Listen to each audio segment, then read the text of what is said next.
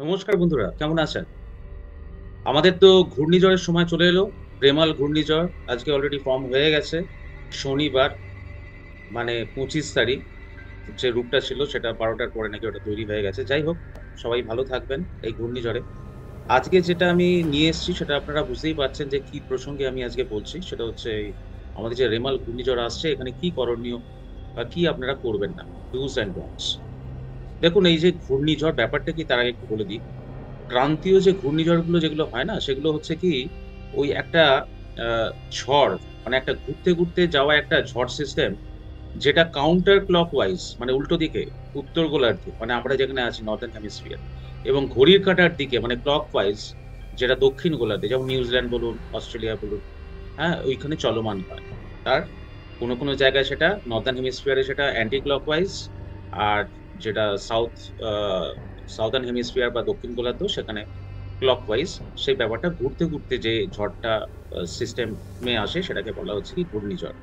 Actually দেখুন, তারা কোথায় ঘটে তার উপর নির্ভর করে তাদের বিভিন্ন নাম। যেমন দক্ষিণ-পূর্ব এশিয়াতে তাকে বলা হয় ঘূর্ণিঝড় বা ভারত মহাসাগরে যেগুলো উৎপন্ন হয় তাকে বলা হয় ঘূর্ণিঝড়। আবার পূর্ব এশীয় বা প্রশান্ত মহাসাগরীয় জলে যেটা উৎপন্ন হয় সেটাকে বলা হয় টাইফুন। এবং আটলান্টিক বা মেক্সিকো উপসাগর বা ক্যারিবিয়ান সমুদ্র যেটা, সেখানে যে ঝড়টা উদ্ভূত হয় তাকে বলা হয় কি হারিকেন। নামগুলো সবাই শুনেছেন। শুধু দিক ওয়াইজ সেগুলো আলাদা, আলাদা নাম। এই যে ঘূর্ণিঝড় জনিত বেশিরভাগ যে মৃত্যু হয় সেটা কিন্তু বন্যার কারণে, যেটাকে ইলেকট্রিক শক বলা হয় বা ধসে পড়া কাঠামো হয় বা ধ্বংসাবশেষ, এইগুলো থেকে কিন্তু এই মৃত্যুর মূল কারণটা কিন্তু এরাই হয়। এখন এই রেমাল ঘূর্ণিঝড়ে আপনারা কি করবেন বা কি করবেন না? সর্বপ্রথম যারা আইটি সেক্টর বা অনলাইন মোডে কাজ করেন তাদের জন্য কিন্তু একটা কথা আমি বলে রাখি। তাদের বলব বেশি করে নেট রিচার্জটা আগে থেকেই করে রাখুন। কারণ ঘূর্ণিঝড় চলে গেলে আপনার যারা ওয়াইফাই ইউজ করেন তাদের কিন্তু সমস্যা হতে পারে। কেন যদি কারেন্ট চলে যায়, ইলেকট্রিসিটি যদি ডিসকানেক্ট হয়ে যায়, সেইজন্যে লোকাল নেটে বেশি রিচার্জ করে রাখুন। এই সময় যারা এই ঘূর্ণিঝড় প্রবণ এলাকাতে ট্রেন বা ফ্লাইটে যাতায়াত করার কথা বা দুঃসাহস করার কথা ভাবছেন, তারা এই ধরনের ট্রাভেল থেকে বিরত থাকুন। না হলে কোথায় যে বিপদে আটকে পড়বেন তার কিন্তু কোনো গ্যারান্টি নেই। আমি কিছু বাস্তব কথাবার্তা আপনাদের আজকে বলছি। কোনো তত্ত্বগত নয়। ঝড়ের তো একটা ইফেক্ট আছে, কিন্তু আসল ইফেক্টটা এই সাইক্লোনের ফলে যে গভীর বৃষ্টিপাত হয় না? যে একটা বিশাল বৃষ্টিপাত হয় যার কারণে ফ্লাড হয়, ইলেকট্রিসিটি শর্ট সার্কিট হয়, বিল্ডিং কোল্যাপস করে যায়। হ্যাঁ? এইখান থেকেই কিন্তু বেশি বিপদ কিন্তু ঘনিয়ে আসে। আমি বলব আগে নিজের বাড়িটাকে ভালো করে পরীক্ষা করুন। আলগা টাইলস গুলোকে সুরক্ষিত করুন এবং দরজা এবং জানলা মেরামত করুন। যাদের জানলা বিশেষ করে মিররের মানে গ্লাসের না, কাঁচের যাদের জানলা, তারা সেগুলোকে ভালো করে পুডিং করে রাখুন। না হলে এই দুর্যোগে আপনার বাড়ির কাঁচ ভাঙলে আপনার বাড়িটা মানে আপনার বাড়িটাই কিন্তু ফ্লাডেড হয়ে যাবে। বুঝতে পারছেন সেই ভয়ংকর অবস্থা? আর বৃষ্টির যে গতি বা বৃষ্টির যে ঝাপটা সেটা নিশ্চয়ই আপনাদের পূর্বে আমরা যে ঘূর্ণিঝড়ের পেয়েছি সেগুলো এক্সপেরিয়েন্স আপনাদেরও আছে।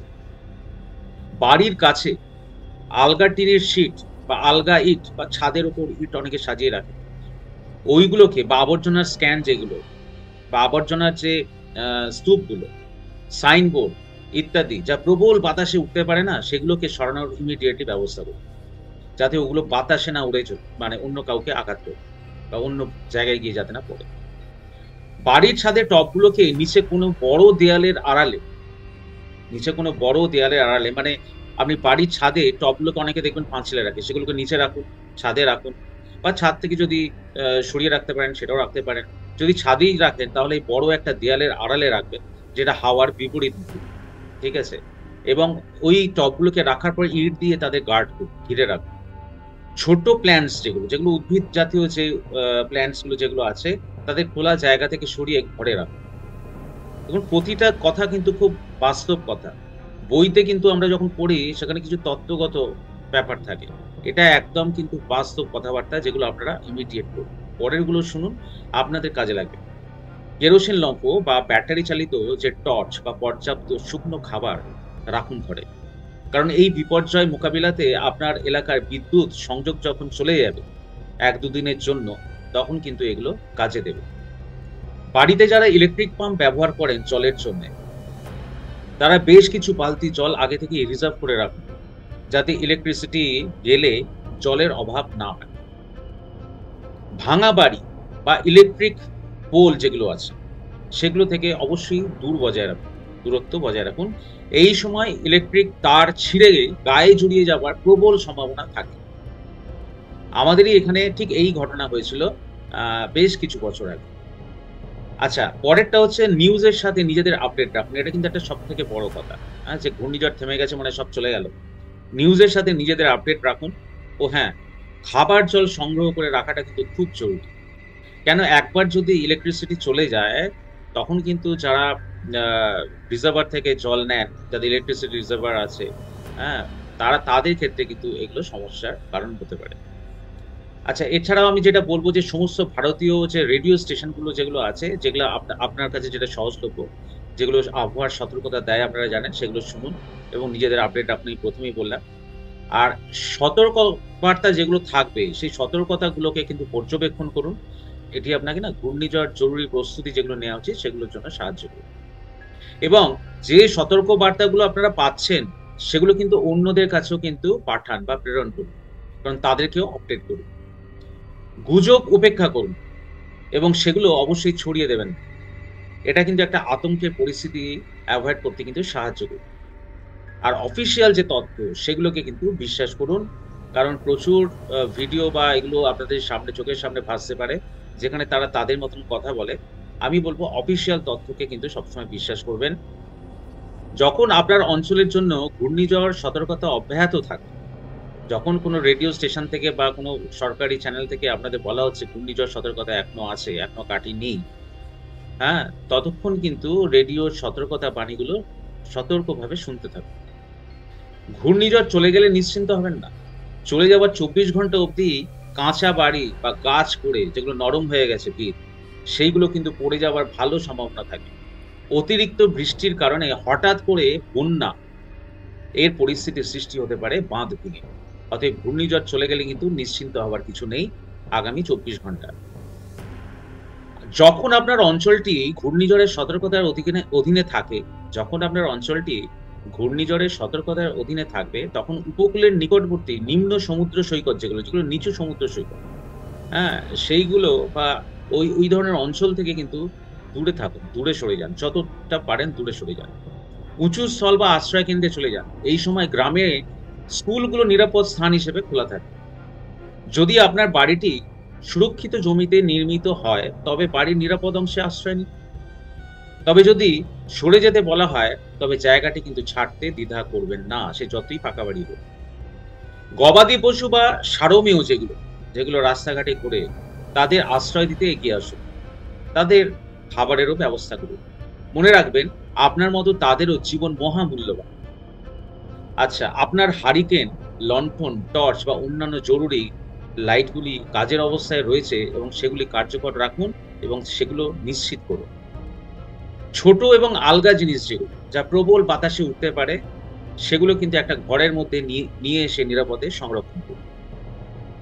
শিশু এবং প্রাপ্তবয়স্কদের জন্য সাউন্ড প্রুফ ঘরের ব্যবস্থা রাখুন, কারণ সেই সময় প্রচুর বজ্রের আওয়াজ আসে, বজ্র পড়ে এবং মেঘ থেকে প্রচুর বাজ পড়ে, এবং যেগুলো কিন্তু তাদের ক্ষেত্রে মৃত্যুর কারণও হতে পারে। তাদেরকে একটা সাউন্ড প্রুফ ঘরে রাখার ব্যবস্থা করুন। ছাদের ঘর এড়িয়ে চলুন, যাদের ছাদের ঘর, সেই ধরনের ঘর কিন্তু এড়িয়ে চলুন। আচ্ছা, দুর্যোগের সময় বাড়ির মেইন সুইচ অফ রাখুন। প্রতিটা কথা কিন্তু আপনারা দেখুন, আপনারা তো সবই জানেন, কিন্তু রিমাইন্ডে থাকে না, সেগুলো কিন্তু আপনাদের মানে রিকল করতে পারেন না। আজকে এই ভিডিওটা আপনাদের রিকল করিয়ে দিচ্ছে। দুর্যোগের সময় বাড়ির মেন সুইচ অফ রাখুন, অথবা ফ্রিজ, এসি, মোবাইল এগুলো কিন্তু অফ রাখুন, কারণ যখন তখন না হলে বিদ্যুৎ সংযোগ বা বিদ্যুৎ পৃষ্ঠ হওয়ার সম্ভাবনা থেকে যায়।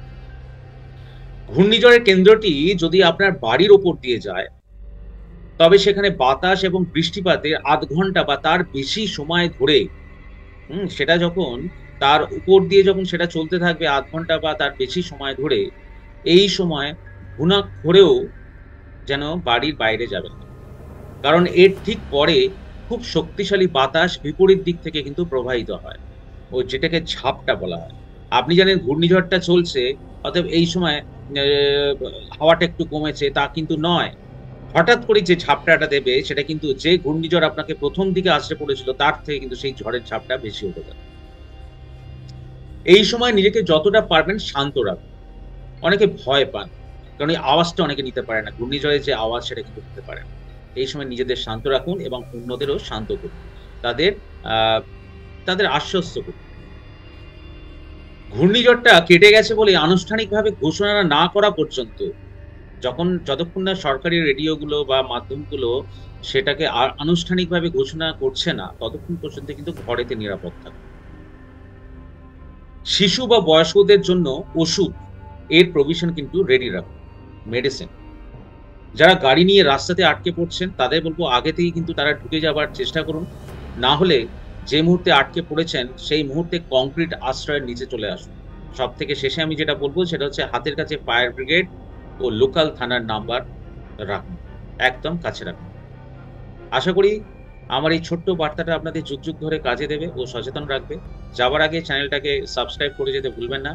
আর ভিডিওটা ভালো লাগলে লাইক করে সবার জন্য আমার রিকোয়েস্ট রইল, লাইক করে যাবেন। কোনো কোয়ারি থাকলে কমেন্ট বক্সে জানান, রিপ্লাই করার চেষ্টা করব সবাইকে। চ্যানেলের ফেসবুক পেজ ফলো করুন। আর শেষে ধন্যবাদ সবাইকে। সবাই সাবধানে থাকবেন ও ভালো থাকবেন। নমস্কার।